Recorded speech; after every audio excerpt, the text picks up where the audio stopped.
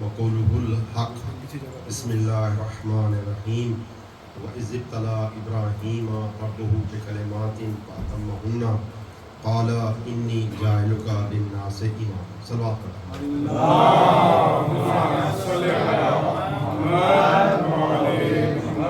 عزیزان محترم، مومنین اکرام، صاحبان علم و دانش، پروردگار دو عالم اپنی کتاب مقدس میں امامت کے متعلق بیان فرما رہا ہے وَإِذِ ابْتَلَىٰ إِبْرَاهِيمَ رَبُّهُ، کہ تیرے رب نے جب ابراہیم کو بلا میں ڈالا بکلمات، کچھ کلمات کے ساتھ، فَأَتَمَّهُنَّ، اور ابراہیم اس امتحان میں کامیاب ہو گئے، تو پروردگار دو عالم نے فرمایا قَالَ إِنِّي جَاعِلُكَ لِلنَّاسِ إِمَامًا. ان مصیبتوں میں ڈالنا بے مقصد نہیں تھا، ہم تو تمہارا امتحان اس لیے لینا چاہتے تھے کہ تمہیں امامت عطا کریں، اور آپ مشکلوں میں ڈلے تو اس لائق ہو کہ انسانیت کی امامت آپ ہی کریں. مومنین کرام، پروردگار دو عالم کی ہر شے مقصد کے تحت، کوئی بھی چیز بغیر مقصد کے نہیں ہے. ہر چیز کا پروردگار دو عالم کی بارگاہ میں ایک ہدف ہے، ایک آبجیکٹو ہے. خدا چاہتا یہ ہے کہ انسانیت کو کمال تک لے جائے. اب ایسے موقع پہ انسان اگر ان فلسفہ حیات کو سمجھ جائے گا تو اس کے لیے زندگی گزارنا آسان ہو جائے گی، اور جو اس کو نہیں سمجھے گا وہ مشکل ہے کہ کامیابی کو حاصل کرے، کیونکہ جسے راہ کا ہی نہیں پتا اس نے راستے پہ چلنا کیا ہے. تو راستہ یہ ہے کہ پروردگار دو عالم، آیت کا ترجمہ تو یہ ہے کہ ابراہیم امام بنے، لیکن ایک آیت کا پیغام ہے. وہ پیغام یہ ہے کہ جس کو ہم رتبہ دیتے ہیں پہلے اسے زحمتیں برداشت کرنی ہے. جس کو ہم ایک مقام دیتے ہیں اس کو کچھ زحمتیں برداشت کرنی ہے. ہماری بہنیں ہیں، اللہ تعالیٰ انہیں سلامت رکھے. دنیا میں بہت سی جو خواتین ہیں یہ اپنے جو باپ کی بیٹی ہیں، کچھ امیر باپ کی بیٹیاں ہیں، کچھ غریب باپ کی بیٹیاں ہیں. ایسا ہی ہے، معاشرہ ایسے ہی بنتا ہے. لیکن امیر باپ کی بیٹی ہو یا غریب باپ کی بیٹی ہو، جو بھی ماں بنے گی اسے زحمتیں برداشت کرنی. ایسا نہیں ہے کہ امیر باپ کی بیٹی ہے تو وہ زحمت نہیں کرے گی، غریب باپ کی بیٹی ہے وہ برداشت کرے گی. پروردگار دو عالم نے فرمایا وَوَصَّيْنَا الْإِنسَانَ بِوَالِدَيْهِ، ہم نے انسان سے یہ کہا ہے وہ اپنے ماں باپ دونوں کا احترام کرے. اور پھر فرمایا حَمَلَتْهُ أُمُّهُ وَهْنًا عَلَى وَهْنٍ، اس کی وجہ یہ ہے کہ اس کی ماں نے ایسا نہیں ہے کہ ادھر دعا مانگی اللہ نے بیٹا عطا فرما دیا، یہ نہیں ہے. فرمایا کہ ایک کے بعد ایک زحمت اٹھائی. وہ پہلا دن اس میں بھی زحمت، اور اس کے بعد اگر آپ دیکھیے گا جب انسان کو اولاد ملتی ہے وہ بھی زحمت ہے. اور جو باپ اولاد کی تربیت کرتا ہے، باپ بھی دو طرح سے ہے، باپ امیر بھی ہے باپ غریب بھی ہے، لیکن کوئی بھی انسان اپنی اولاد کی جو تربیت کرتا ہے وہ زحمتوں کے ساتھ اسے کرنی پڑتی ہے. مومنین کرام، جب کامیابی حاصل کرنے کے لیے زحمت اٹھانی پڑتی ہے تو پیغام جو میں آپ کی خدمت میں دینا چاہتا ہوں اس عشرہ محرم میں وہ یہ کہ جب زحمتیں انسان کے لیے مست ہیں، ضروری ہیں، اور اس کے بنا نہ کسی ماں کو اولاد ملنے والی ہے نہ کوئی باپ رتبہ پانے والا ہے. جب زحمتیں ضروری ہیں تو ان زحمتوں کو پیغام کربلا یہ ہے کہ عاشقانہ برداشت کیا، عشق کے ساتھ، محبت کے ساتھ. جیسے ایک ماں ہے اپنی اولاد کی جو تربیت کرتی ہے، اگر ہو سکتا ہے جب اللہ نے اسے اولاد نہیں دی تو وہ دوپہر تک بلکہ اس سے بھی دیر تک سوئی رہے، لیکن جب اللہ تعالیٰ اسے اولاد دے دیتا ہے تو آدھی رات کو بھی اٹھنا پڑے تو بچے کے لیے اٹھتی ہے. اور اگر کوئی اسے کہہ دے کہ جی بچہ ہم پال لیتے ہیں آپ ہمیں دے دیجئے، تو یہ نہیں کہ کراتے ہوئے بلکہ عاشقانہ یہ کہے گی کہ نہیں، بچے کا عشق اسے مجبور کرے گا کہ نہیں بچہ میں خود ہی تربیت کروں. تو پروردگار دو عالم بھی اسی بندے کو پسند کرتا ہے کہ جو اس کی بارگاہ میں آئے اور جتنی بھی زحمت ہو اس زحمت کو اٹھانے میں اسے عشق محسوس ہو، اسے محبت محسوس ہو. ہاں اگر وہ آیا اور اس نے زحمتوں کو برداشت کیا لیکن عاشقانہ نہیں ہوا تو پروردگار دو عالم کو اتنا زیادہ وہ پسند نہیں ہے. اسے آپ کی خدمت میں عرض کروں کہ قرآنی واقعے سے میں عرض کرنا چاہتا ہوں کہ سورہ بقرہ قرآن مجید کا سب سے بڑا سورہ ہے، اور اس سورہ کے اندر پروردگار دو عالم نے اس راز کو کھولا ہے. اور اگرچہ سورہ اتنا بڑا، لیکن جس وجہ سے اس کا نام پڑا وہ یہی بقرہ یعنی گائے کی کہانی. وہ یہ ہے کہ حضرت اللہ کے نبی حضرت موسیٰ نے اپنی قوم سے کہا ان اللہ یامرکم ان تذبحوا بقرۃ، خدا یہ چاہتا ہے یہ گوسفندی یہ گاؤ ذبح بکنے، ایک گائے جو ہے نا اللہ کی بارگاہ میں آپ ذبح کرتے ہیں.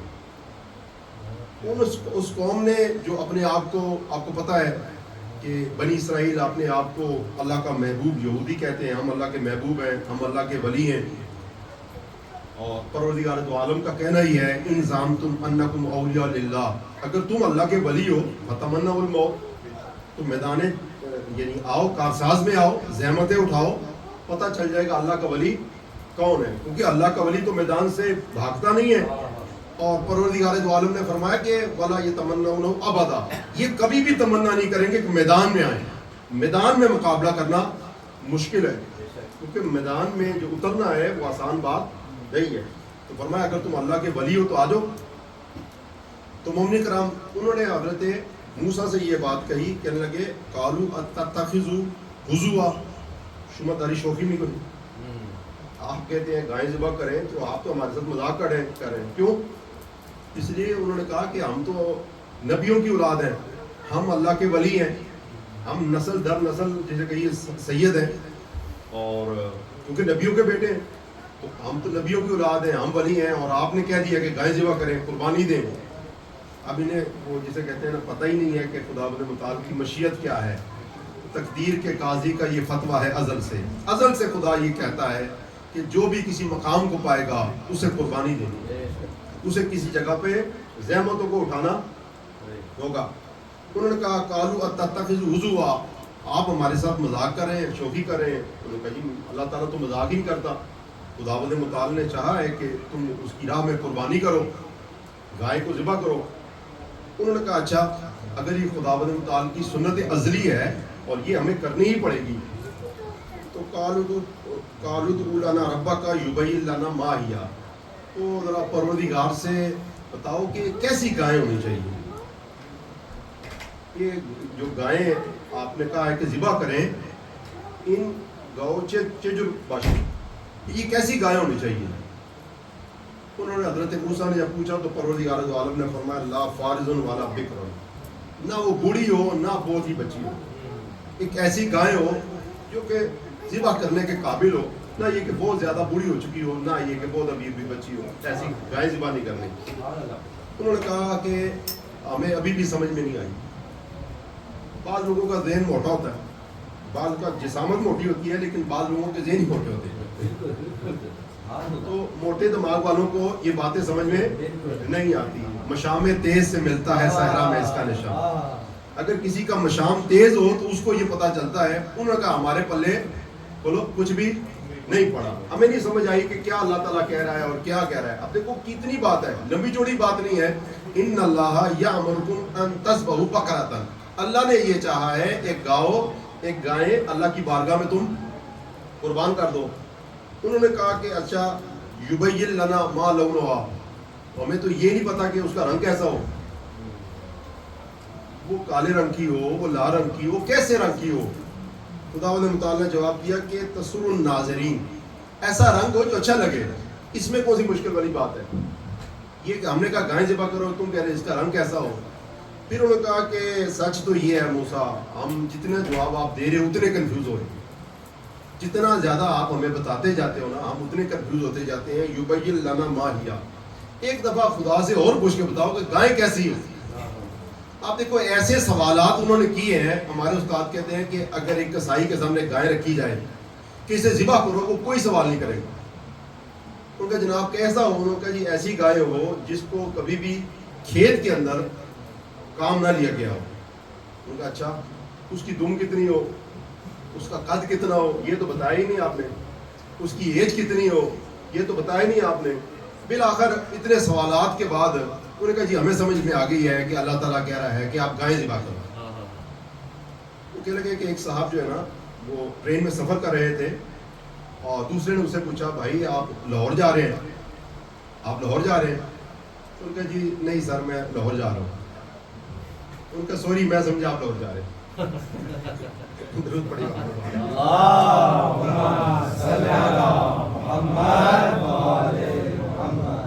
یہی ان کا جی اب ہمیں سمجھ میں آ گئی ہے کہ اللہ تعالیٰ نے فرمایا کہ آپ گائیں ذبح بولو کر دو.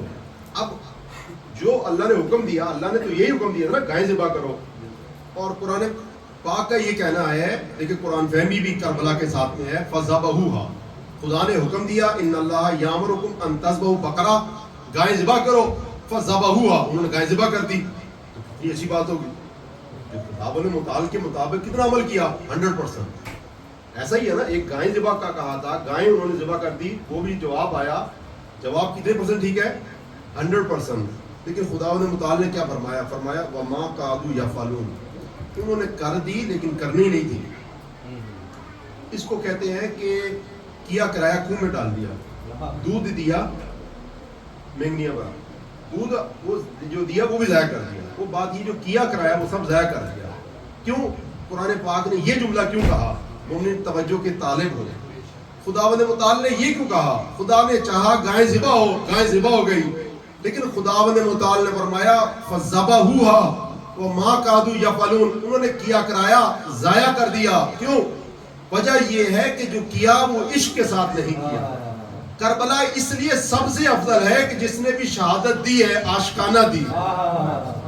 ضرور پڑھیے محمد والے.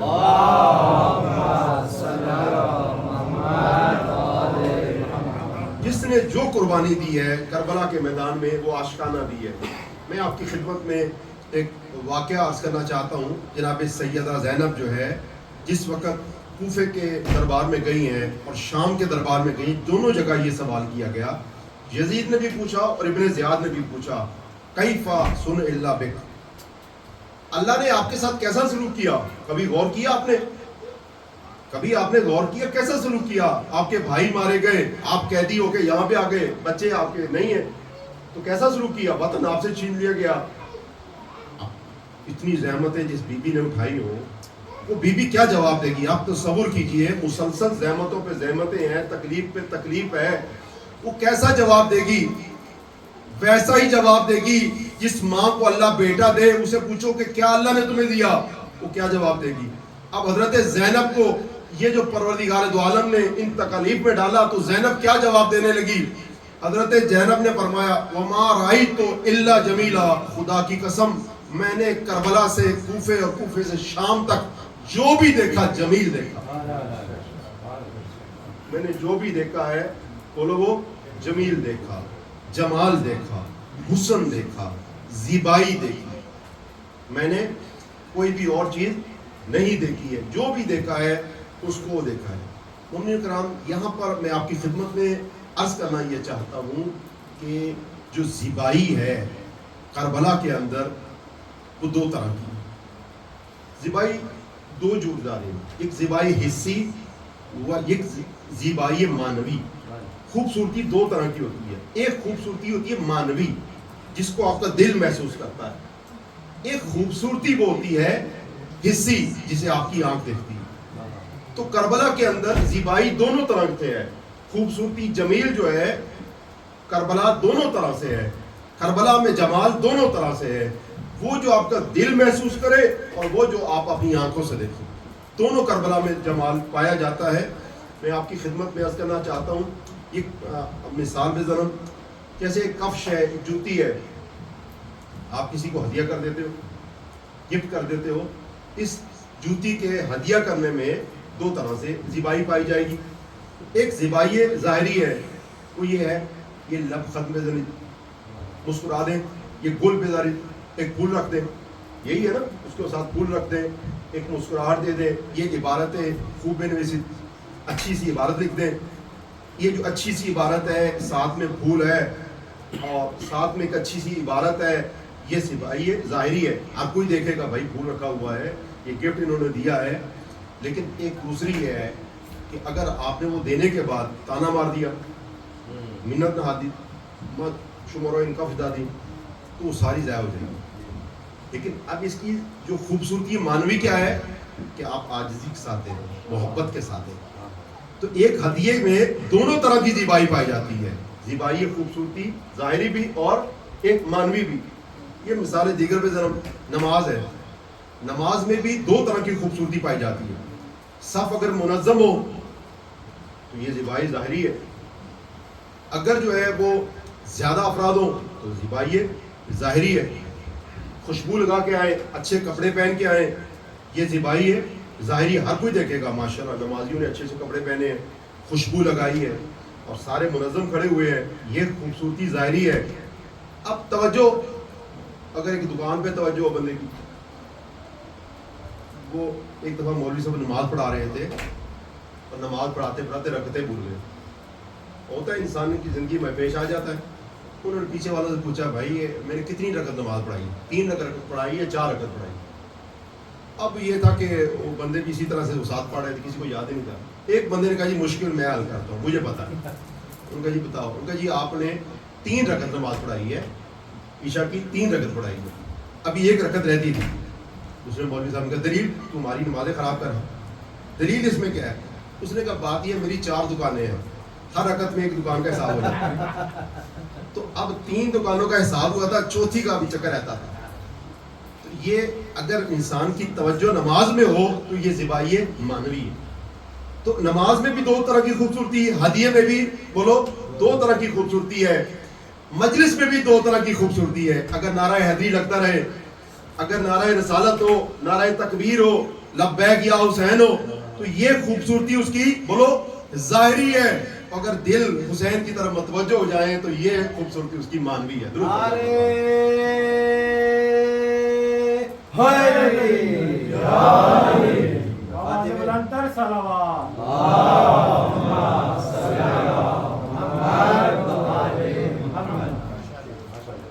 دونوں طرح کی خوبصورتی پائی جاتی ہے.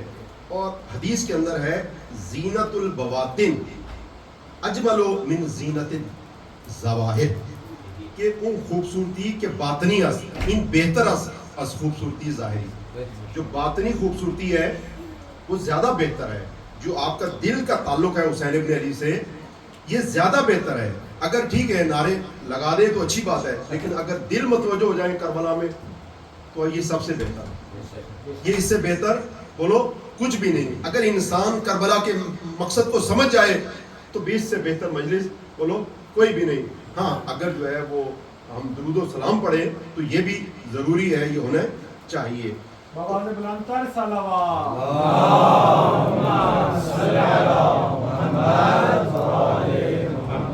مومنین کرام, اس لیے علماء کرام نے فرمایا کہ جو زیبائی باطنی ہے, جو دل کے ساتھ محسوس کی جاتی ہے, فرمایا اس کی صفت یہ ہے یدرک ولا یوسف, کہ احساس نہیں کو نہیں اما بیان نہیں کو نہیں بکنی. آپ اس کو احساس کر سکتے ہیں لیکن الفاظ میں بیان نہیں کر سکتے. ایک تبرک جو ہے کسی نے اچھا بنایا ہے, لذت والا بنایا, لذیذ کھانا بنایا, ماشاءاللہ یہ بھی سبھی کھانے لذیذ ہوتے ہیں, لیکن آپ الفاظ میں کتنا لذیذ بنایا. ایک بریانی اچھی بنی, بہت مزہ آیا, بھائی کتنا مزہ آیا, کوئی کیٹیگری آپ بتا سکتے ہیں اتنے % مزہ آیا؟ نہیں, کچھ نہیں بتا سکتے. کیوں؟ جو باطنی ہے اس کو آپ محسوس نہیں کر سکتے. ہاں ظاہری کو آپ محسوس کرتے ہیں, کتنی پلیٹیں چاول کی ہیں وہ بتا سکتے ہیں, اتنے یہ بنائے ہیں, یہ محسوس کیا جا سکتا ہے. تو کربلا میں دونوں چیزیں پائی جاتی ہیں. جو امام حسین علیہ السلام کے خطبے ہیں یہ ظاہر, یہ خوبصورتی, یہ جمال ظاہری ہے. جو اصحاب کی باتیں ہیں یہ جو جمال ہے اس کا ظاہری ہے, ہر کوئی محسوس کرے گا. اور جو حسین کے بچوں کے آپ کہیے عادتیں ہیں, مزاج ہے, ان کو اگر آپ محسوس کریں یہ جمال ظاہری ہر کوئی محسوس کر سکتا ہے. لیکن حسین کی شجاعت کو, حسین کے صبر کو, کربلا کے میدان میں حسین کی سخاوت کو, اس کو آنکھیں نہیں محسوس کر سکتی, اس کے لیے دل ہونا چاہیے. کربلا کے اندر دونوں طرح کا کمال پایا جاتا ہے, کمال ظاہری بھی ہے اور بولو کمال باطنی بھی ہے. دل سے بھی دیکھا جائے. 2-4 منٹ جو ہیں میں آپ کی خدمت میں عرض کروں گا. کہ کربلا کا میدان اور صبح عاشور اور حسین ابن علی میدان میں آئے، اور آپ تصور کیجئے یہ جمال ظاہری جمال ہے، اور ایک مرتبہ کہنے لگے اکرمنا بالنبوت علمنا بالقرآن وفقہتنا بالدین۔ بارک الہا تیرا شکر ہے، کس بات پہ شکر ہے؟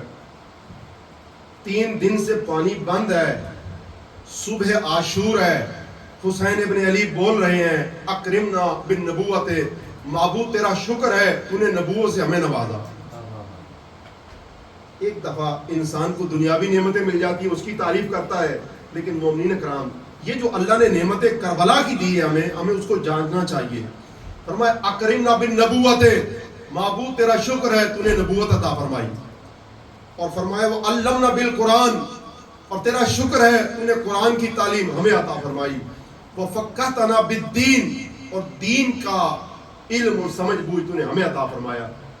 این چه کسی میگه از 3 شبانه روز آپ در خیمه ها نیست۔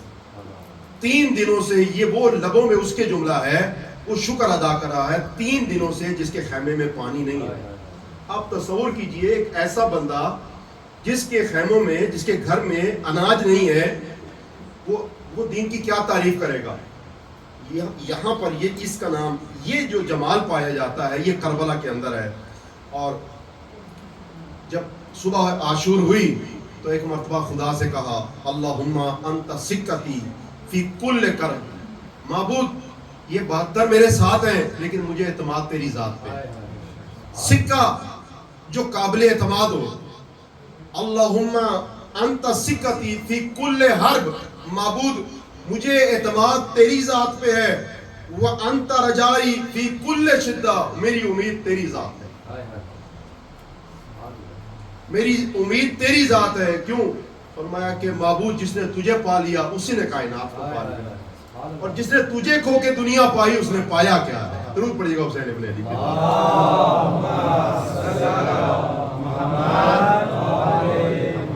جس نے تجھے کھو کے کچھ پایا اس نے پایا، بولو کیا ہے؟ یہ وہ جمال ہے جسے محسوس کر سکتے ہیں، اس کلام کو ہر کوئی دیکھ سکتا ہے۔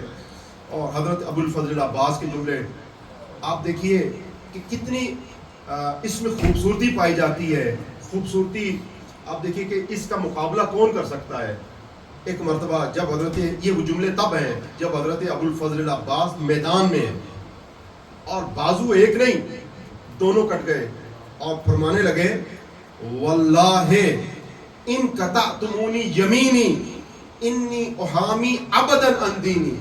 فرمایا خدا کی قسم عباس کے بازو تو کٹ گئے ہیں لیکن تم سمجھتے کیا ہو، میں حسین کے لشکر کا سپاہ سالار ہوں، انی احامی ابدا عن دینی، میری گردن بھی کٹ جائے گی میں حسین کے لشکر کی حفاظت کرتا رہوں، میں دین کی حفاظت کرتا رہوں۔ نعرے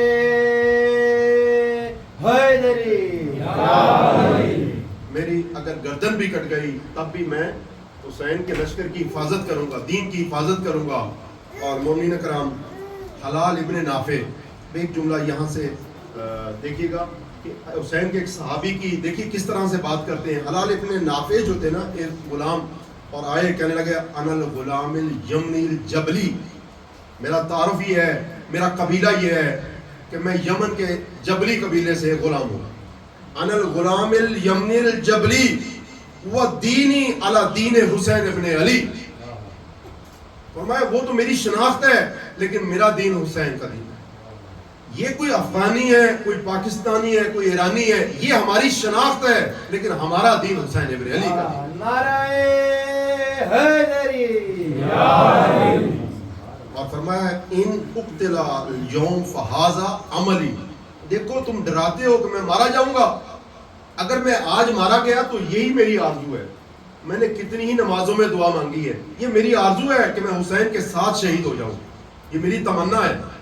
تاریخ کہتی ہے فضارب عنقہ، وہ حضرت جو تھے حلال ابن نافع جبلی، یہ شہید کر دیے گئے۔ بس یہ آخری بات، اور پھر فرمایا کہ ایک بچہ آیا، ثم خرج شباب قتل ابوہ، ایک بچہ آیا جس کا باپ مارا گیا تھا، वकानत महु उम्महु, सिर्फ उसकी माँ अकेली थी।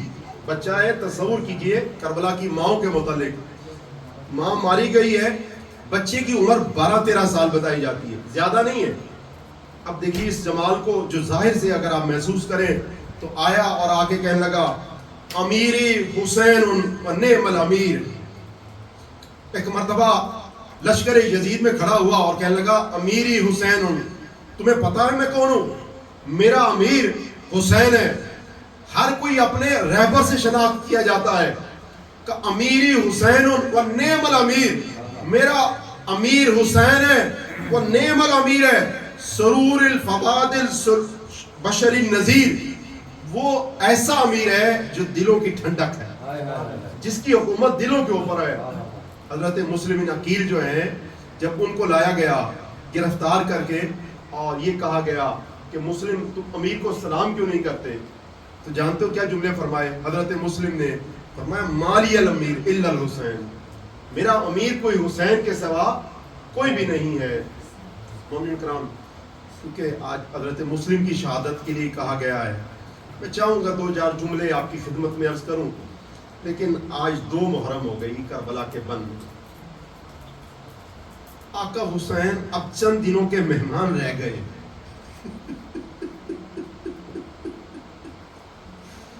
अरबाब अदा 8 जिलहज्जा को हुसैन इब्न अली आपने मक्का छोड़ा था और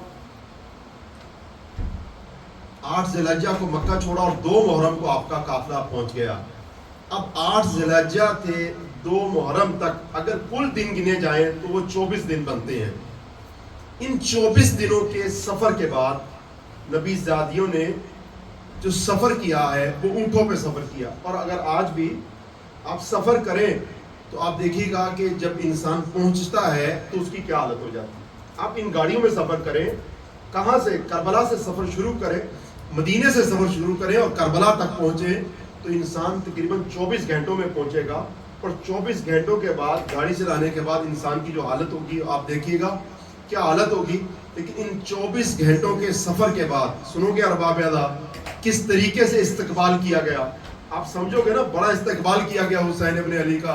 हाँ, कैसा इस्तकबाल किया गया? इस्तकबाल ये किया गया कि 30,000 का लश्कर है। अरबाब अदा 30,000 का लश्कर है, हुसैन को घेरे में लिए हुए हैं। अरबाब अदा हुसैन इब्न अली बड़े मजलूम हैं। अरबाब अदा हुसैन बड़े मजलूम हैं, यहाँ तक कि 2 मुहर्रम का दिन आ गया और हुसैन की सवारी ने चलने से इनकार कर दिया। हुसैन इब्न अली ने सवारी को बदला और उस दूसरी सवारी ने भी नहीं चला। जब दूसरी सवारी को बदला उसने भी इनकार कर दिया। जब तीसरी सवारी ने इनकार किया तो आपने फरमाया इन इलाके वालों को बुलाओ। वो लोग आए और कहा कि देखो अगर हो सके तो इस जगह का नाम बताओ। एक शख्स खड़ा हुआ, उसने कहा फर्जंद रसूल, हमारे बुजुर्गों ने हमें ये बताया है ये जगह किसी नबी को या उसके औलाद को रास नहीं आई, तो आपसे दरख्वास्त ये है कि आप इस जगह पे ना क़याम फरमाइएगा। आपने फरमाया अगर हो सके तो उसका नाम बताओ। एक शख्स उठा, उसने कहा फर्जंद रसूल युकालु मारिया, फर्जंद रसूल इसको मारिया कहते हैं तारीख के अंदर। फरमाया कोई और नाम? कहा कोई और नाम। एक शख्स उठा, उसने कहा फर्जंद रसूल युकालु नैनवा, इसको नैनवा कहते हैं। फरमाया कोई और नाम। एक बूढ़ा ज़ईफ शख्स था जिसके लिए उठना मुश्किल था, अपने जगह से उठा और कहा फर्जंद रसूल युकालु करबो बला, इसको करबो बला कहते हैं। अरबाब अदा बस करबो बला का नाम आना था। एक मर्तबा हुसैन अपने साथियों से मुखातिब हुए और कहा हा हुना वल्ला कुतिला रिजालुना, खुदा की कसम ये वही जगह है जहां मेरे असहाब कत्ल किए जाएंगे। फरमाया ये वही जगह है जहां अब्बास के बाजू कटेंगे। फरमाया ये वही जगह है जहां कासिम का लाशा पामाल होगा। वो ये वही जगह है जहां पे हुर मारे जाएंगे। ये वही जगह है जहां पे मुस्लिम शहीद हुए हैं। वल्लाहि हा हुना कुतिला रिजालुना। और फिर इसके बाद एक जुमला फरमाया, फरमाया वल्लाहि ज़ुबिहा अतफालुना। सुनोगे छोटे छोटे बच्चों वालों, ان کی گودی میں چھوٹے چھوٹے بچے ہیں. فرمایا واللہ ہا ہونا، خدا کی قسم یہ وہ جگہ ہے ذبیحۃ والونا جہاں ہمارے بچے ذبح کیے جائیں گے. ارباب اعلیٰ ذبح پتہ کسے کہا جاتا ہے؟ اگر ایک جانور کو زندہ اس کی گردن پہ خنجر چلایا جائے اسے ذبح کیا جاتا ہے. فرمایا یہ وہ جگہ ہے جہاں پہ ہمارے بچے ذبح کیے جائیں گے. اور پھر ایک جملہ فرمایا واللہ سبیت نساؤنا، یہ وہ جگہ ہے جہاں ہماری بہنیں قیدی بنائی جائیں گی، جہاں زینب اور کلثوم کبھی کوفے کے بازار میں کبھی شام کے بازاروں میں لے جائی جائیں گی. اور سنو کہ ایک جملہ فرمایا واللہ ہا ہونا حرکت خیامنا، ارے یہ وہ جگہ ہے جہاں ہمارے خیمے چل رہے. اجرکم اللہ اجرکم اللہ. بس آوازوں کو بلند کیجیے ارباب اعلیٰ. دو چار جملے چاہتا ہوں حضرت مسلم کی شہادت کے متعلق عرض کر دوں. حضرت مسلم جو تھے امام عالی مقام کے بڑے سکہ صحابی تھے. آپ نے بھیجا اور فرمایا میں تمہارے درمیان وہ شخص بھیج رہا ہوں جو سکہ تھی میرے پہ، جس پہ مجھے اعتماد ہے، وہ من اہل بیت تھی، وہ میری اہل بیت میں سے ہے. اب یہ کہہ کے مسلم چلے گئے. ہزاروں افراد نے بیعت کی، لیکن ایک مرتبہ جب ابن زیاد نے اعلان کیا کہ جو بھی مسلم کا ساتھ دے گا وہ مارا جائے گا، اس کے بچے یتیم کر دیے جائیں گے، تو ایک ایک کر کے اس بے وفا کوفے نے مسلم کا ساتھ چھوڑنا شروع کیا. اور تاریخ کہتی ہے وہ ہزاروں کے حساب سے بیعت کرنے والے اور تھے، لیکن جب حضرت مسلم نے صبح کی نماز پڑھائی تو تعداد کم ہو گئی، جب ظہر کی پڑھائی تو اور کم ہو گئی. ہاں جب عشاء کی پڑھائی تو ناظرہ یمین و شمالہ، جب دائیں دیکھا تو بائیں دیکھا، 3 فرد تھے. اور تاریخ کہتی ہے جب حضرت مسلم مسجد سے باہر چلے تو دیکھا وہ تینوں بھی موجود نہیں تھے. اب انجان شہر ہے، ایک ایسا شہر جہاں جن کی گلیوں سے مسلم واقف نہیں ہے، کبھی اس گلی کبھی اس گلی، اور روتے جاؤ. اور باب اعلیٰ آپ سے زیادہ مسلم کے مصائب کون سمجھ سکتا ہے؟ آپ بھی پردیس میں ہو، مسلم بھی پردیس میں مارا گیا. اور رو کے یہ کہو بار الہ جیسے پردیس میں مسلم مارا گیا کوئی مومن ایسے نہ مارا گیا. اجرکم اللہ. اللہ آپ کو حفاظت میں رکھے پردیس کے اندر. ارباب حضرت مسلم جب کہیں کوئی جگہ نہ ملی ایک دروازے پہ جا کے بیٹھ گئے. ہاں میں کہوں گا یہ ایک مومنہ کا دروازہ تھا اور حضرت مسلم کو وہاں پہ خوشبو آئی، شاید ایمان کی خوشبو آئی. ایک بڑھیا خاتون آئی اور آ کے دیکھ کے کہنے لگی اے شخص تو کون ہے، کہاں سے آیا ہے؟ تجھے نہیں پتا کوفے کے حالات اچھے نہیں ہیں، اگر ہو سکے تو اپنے گھر میں چلا جا. ارباب اعلیٰ بس یہ سننا تھا. مسلم نے سر کو جھکا لیا. دوبارہ اس نے کہا اے شخص کوفے کے حالات اچھے نہیں ہیں، تو اپنے گھر میں چلا جا. جب مسلم نہیں گئے تیسری مرتبہ اس نے کہا اے شخص میں کہتی ہوں کوفے کے حالات اچھے نہیں ہیں، تو اپنے گھر میں چلا جا. ایک مرتبہ مسلم نے سر اٹھایا اور کہا اے بڑھیا گھر تو وہ جائے جس کا کوئی گھر ہو. اجرکم اللہ اجرکم اللہ. کہا کون ہو، کہاں سے آئے ہو؟ کہا میں مدینے سے آئی ہوں. تاریخ کہتی ہے یہ مومنہ تھی، اس کا نام توہ بتایا جاتا ہے. میری بہنوں تاریخ میں کتنی خواتین آئیں ان کے نام مٹ گئے، لیکن ایک خاتون اس نے کچھ دیر مسلم کی مدد کی ہے، تاریخ نے اس کا نام محفوظ کیا. اس خاتون نے حضرت مسلم سے کہا کہاں سے آئے ہو؟ کہا میں مدینے سے آیا ہوں. ایک مرتبہ تڑپ گئی، کہا مدینے میں تو میرے مولا حسین رہتے ہیں، اب بتاؤ کہاں سے آئے ہو؟ حضرت مسلم نے فرمایا تو جو تیرا امیر حسین ہے میں اسی کا نمائندہ مسلم ابن حکیم. اجرکم اللہ اجرکم اللہ. ایک مرتبہ اپنے گھر میں لے کے چلی گئی. جب تو مسلم کو گھر میں لے کے گئی، کھانا دیا، پانی دیا، لیکن مسلم نے نہ پانی پیا نہ کھانا کھایا. ساری رات عبادت کرتے رہے. جب فجر کا وقت قریب آیا نا تو تاریخ کہتی ہے مسلم کو اونگ آ گئی. اونگ میں دیکھا، خواب میں دیکھا، کیا منظر دیکھا؟ رسول خدا آئے، مولا علی آئے ہیں، جناب فاطمہ آئی. ایک مرتبہ جناب سیدہ نے کہا مسلم میرے لال، مسلم اب بہت ہو چکی، آپ آ جائیے. بس یہ سننا تھا. یہ پیغام جب سنا تو ایک مسلم ذرا اٹھ گئے. جب بیدار ہو کے اٹھے تو کانوں میں گھوڑوں کی ٹاپوں کی آواز سنائی دی. تلوار کو نیام سے کھینچا اور توا کے گھر سے باہر جانے لگے. مومنہ نے محسوس کیا حضرت مسلم باہر جاتے ہیں، ایک مرتبہ قدموں میں آ کے گری، کہا میرے آقا میرے مولا اگر ہو سکے تو یہیں پہ رہ کے اپنا دفاع کیجئے۔ مسلم نے فرمایا نہیں تو ہم بنی ہاشم کے جوان ہیں، ہماری غیرت یہ گوارا نہیں کرتی کہ کوئی شخص تیرے گھر پہ حملہ کرے۔ میں ہاتھوں کو جوڑ کے عرض کروں گا مسلم، آج آپ کی غیرت یہ گوارا نہیں کرتی کہ کوئی شخص توبہ کے دروازے پہ حملہ کرے۔ مسلم اس وقت کیسے برداشت کیا ہوگا جب نبی زادی کا دروازہ گرایا گیا ہوگا۔ اجرکم اللہ، اجرکم اللہ۔ ارباب ادا، حضرت مسلم نے جنگ کرنا شروع کی۔ جنگ کرتے کرتے وہ لشکر جو مقابلے پہ آیا تھا وہ کم پڑ گیا۔ ایک مرتبہ انہوں نے لشکر جب اور منگوایا، ابن زیاد نے کہا کہ یہ ایک فرد کے لیے اتنا زیادہ لشکر؟ کوفے والوں نے کہا یہ کوئی بقال نہیں ہے، سبزی فروش نہیں ہے، یہ حسین کے خاندان سے ہے، اس سے مقابلہ کرنا آسان نہیں ہے۔ ارباب دا لشکر جب اور آیا، انہوں نے دیکھا کسی طریقے سے مسلم گرفتار نہیں ہوتے، مجھے معاف کیجیے گا، معاف سخت آ گئی ہے۔ انہوں نے اپنی چال چلی۔ کیا چال چلی؟ کوفے والے مکاری میں مشہور تھے، انہوں نے گڑھا کھودا اور اس کے اوپر ایک چیز رکھ دی۔ حضرت مسلم لڑتے لڑتے اس جگہ پہ آگے گر گئے۔ مجھے معاف کیجیے گا، جیسے ہی گرے، تاریخ کہتی ہے، مقتل کے الفاظ ہیں فرقۃ بالحجر و فرقۃ بالسیف، کسی نے تلوار اٹھا لی، کسی نے پتھر اٹھا لیے، اور جس لعین کے ہاتھ میں کچھ نہ آیا وہ پتھر مارتا، کوئی تلوار مارتا۔ ارباب اکیلے مسلم تھے، کوفے والوں نے گھیرے میں لے لیا، ایک لعین نے ایسا وار کیا حضرت مسلم کا دندان مبارک شہید ہو گیا، آنٹ کٹ گئے۔ حضرت مسلم کو جب امان دی گئی، حضرت مسلم آئے، اور آنے کے بعد جب دارالعمارہ میں آئے، کسی نے کہا مسلم تو ابن زیاد کو سلام کیوں نہیں کرتا؟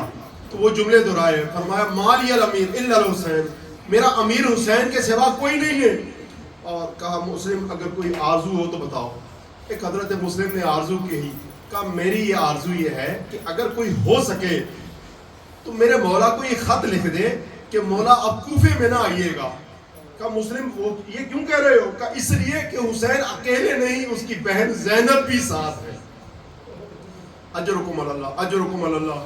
اور پھر ایک دوسری نصیحت کی، فرمایا میں جتنی دیر کوفے میں رہا ہوں میرے کچھ قرضہ میری گردن پہ رہ گیا ہے، اور یہ میری تلوار بیچ کے میرا قرضہ اتار دیا جائے۔ اب مومنوں دیکھو، دین بھی ملے گا، شریعت بھی ملے گی، کہ تلوار بیچ کے میرا قرضہ اتار دیا جائے۔ اور ایک مرتبہ حضرت مسلم نے فرمایا اگر میری آرزو پوری کر سکو تو 2 رکعت نماز کی اجازت دو۔ 2 رکعت نماز کی اجازت ملی، مسلم نے نماز کو پڑھا۔ مسلم کے ہاتھ بدے ہیں اور دارالعمارہ کی چھت پہ لے جایا گیا جہاں سے مسلم کا سر کاٹ دیا جائے گا۔ ارباب دا، ایک مرتبہ حضرت مسلم دارالعمارہ کی چھت پہ پہنچے اور رک کیا اس جگہ کا جہاں سے حسین ابن علی کا لشکر آ رہا تھا، اور رک کر کے کہا السلام علیکہ یا ابا عبداللہ، مولا حسین مسلم کا سلام قبول کیجئے۔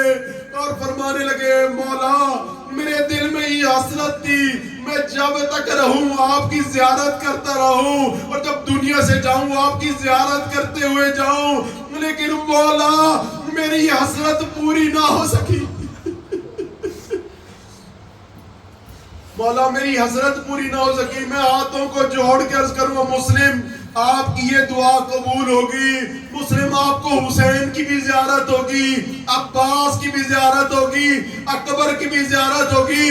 مسلم اگر دل کو سنبھالو تو عرض کروں مسلم اسی دارالعمارہ کی چھت کے نیچے جہاں آپ کا سر لٹک رہا ہوگا وہاں سے حسین کا بھی سر گزرے گا، عباس کا بھی سر گزرے گا، علی اکبر کا بھی سر گزرے گا۔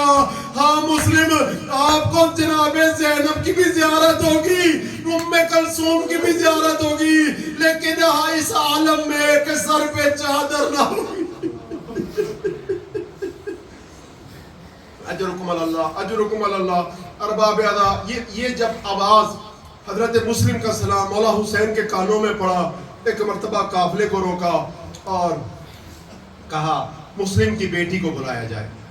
ایک مرتبہ حضرت مسلم کی چھوٹی سی بیٹی، آپ کی بیٹیاں ہوں گی خدا انہیں سلامت رکھے، ایک مرتبہ حسین ابن علی نے بلایا اور عاتقہ کو اپنی گودی میں بٹھایا اور کہا بہن زینب وہ جو گوشوارے رکھے تھے وہ تو لے کے آئیے۔ وہ گوشوارے لائے گئے، وہ بالیاں لائی گئی اور امام علی مقام نے حضرت عاتقہ کو پہنائی اور ایک جملہ فرمایا، کہا بیٹی دیکھ، اگر کوئی آرزو ہو نا، اگر تیرے دل میں کوئی خواہش ہو تو بیٹا مجھے بتانا، اور آج کے بعد مجھے اپنا بڑا سمجھنا۔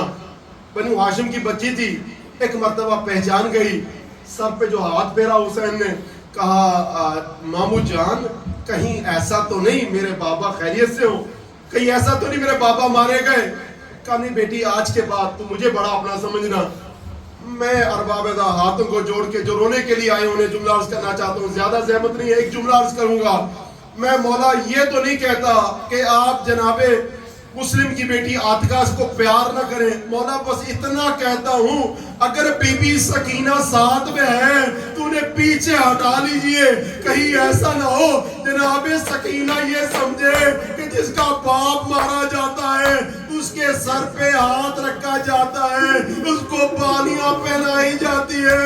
ارباب ادا کربلا میں حسین ابن علی کی شہادت کے بعد کسی نے جناب سکینہ کو کیا پیار کرنا تھا؟ کوئی بالیاں چھین رہا تھا، کوئی تماچے مار رہا تھا۔ بس آخری جملہ ارباب ادا بات ختم کرنا چاہتا ہوں، آخری جملہ، یہ کربلا کا لوٹا پھوٹا قافلہ 11 محرم کو جب قیدی ہو کے دارالعمارہ کی چھت کے نیچے سے گزرا، مجھے معاف کیجیے آخری جملہ ارباب ادا، دارالعمارہ کی چھت کے نیچے سے گزرا جہاں حضرت مسلم کا سر لٹک رہا تھا۔ ارباب ادا سنو گے، ایک مرتبہ ہر ایک دیکھتا گیا، آگے بڑھتا گیا، جس کی چھوٹی بیٹی ہے، ایک مرتبہ جناب مسلم کی بیٹی نے اپنے باپ کا سر لٹکا ہوا دیکھا، ایک مرتبہ جناب زینب سے کہنے لگی پھوپھی اماں کیا کوفے میں لاشوں کو دفنانے کا رواج نہیں ہے؟ سَيَعْلَمُ الَّذِينَ ظَلَمُوا أَيَّ مُنقَلِبٍ يَنقَلِبُونَ رَبَّنَا تَقَبَّلْ مِنَّا إِنَّكَ أَنْتَ السَّمِيعُ الْعَلِيمُ۔ ماتم حسین، یا حسین یا حسین یا حسین یا حسین یا حسین یا حسین